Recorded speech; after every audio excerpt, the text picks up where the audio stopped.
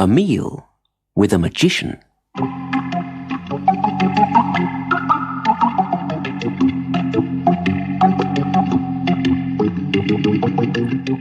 I've had some very strange meals in my time. If I liked, I could tell you about a meal in a mine, or a meal with a millionaire. But I think you'd like to hear about a meal I once had with a magician. When I first met Mr. Leakey, I never guessed he was a magician. I was crossing a crowded street one afternoon when a little man ran past me straight in front of a car. If I hadn't grabbed the collar of his overcoat, the car would have knocked him down. He was quite sure I'd saved his life and said I must have dinner with him the next week. I didn't notice anything very odd about him then, except that his ears were rather large and he had a little tuft of hair on top of each one. Well, the next Wednesday, I went round to dinner. I won't tell you where it was, because if I did, you might go and bother him, and he would get very grumpy. He might make one of your ears as big as a cabbage leaf, or change over your right and left feet. I knocked at a very ordinary door, but when I got inside, it was one of the oddest rooms I've ever seen. There were 2 tables. One was made of copper with a huge crystal globe on it.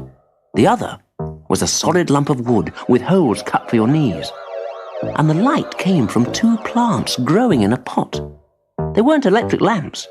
I felt one, and it was cold and soft.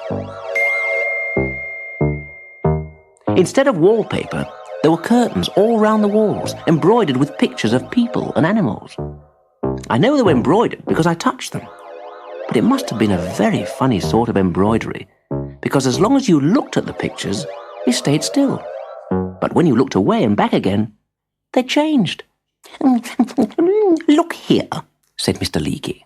"You aren't easily frightened, are you?" Not very easily," I said. "All right, then. I'll call my servant. But I must warn you, he's rather odd." At that, Mr. Leakey flapped the tops of his ears against his head. It made a noise like clapping, but not so loud. Out of a big copper pot in the corner came what I thought at first was a large, wet snake. Then I saw it had suckers all down one side. It was the arm of an octopus. Slowly, the whole creature came out and crawled up the wall.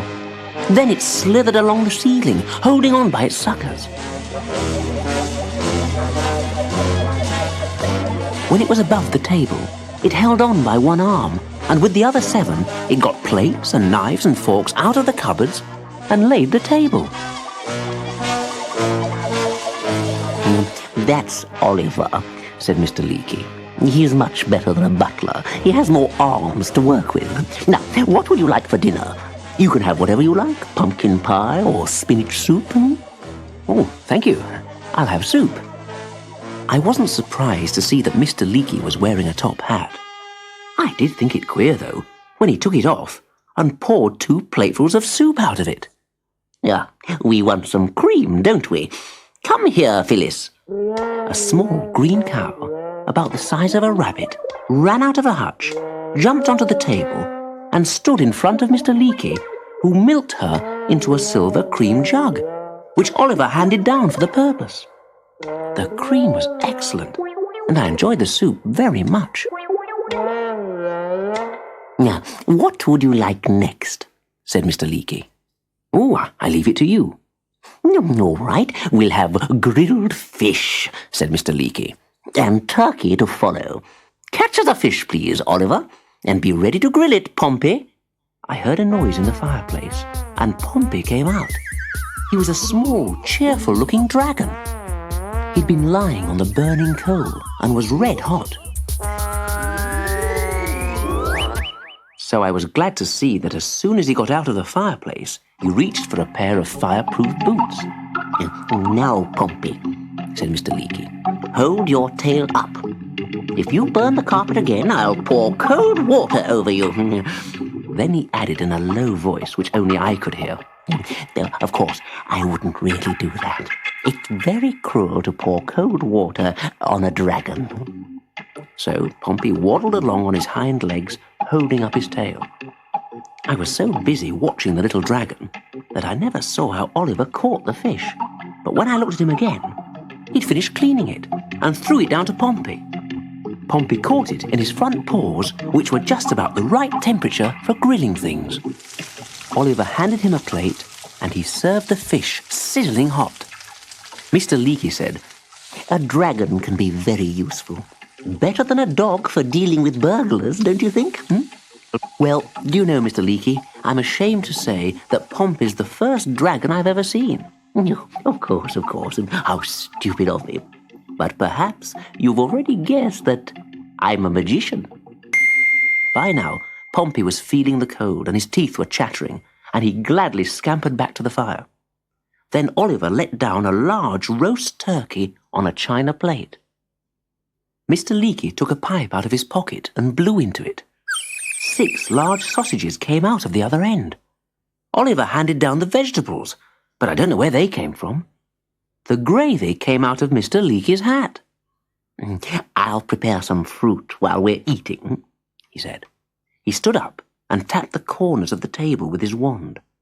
At each corner, the wood swelled, then cracked, and little green shoots came out and started growing. While we ate the turkey, the green shoots grew into small trees with ripe, juicy fruit. One tree had beautiful golden fruit, which Mr. Leakey called mangoes.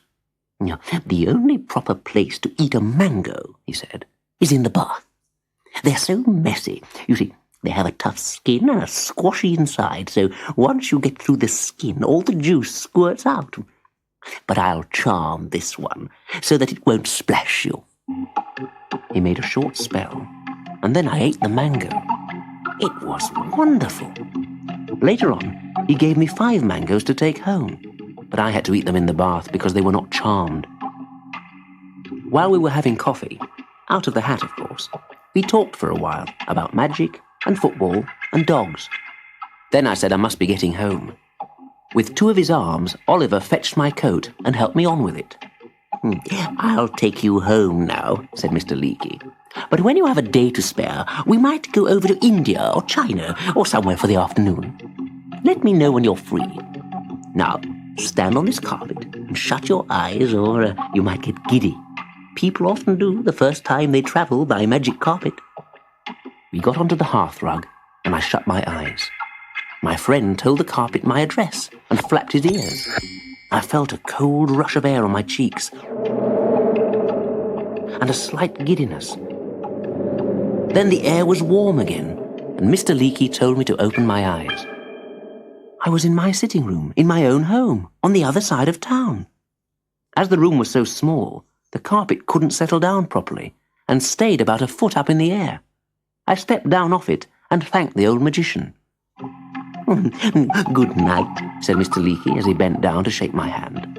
Then he flapped his ears again, and the carpet vanished. I was left in the room with nothing but a nice, warm feeling, and a parcel of 5 mangoes, to prove to myself that it hadn't all been a dream.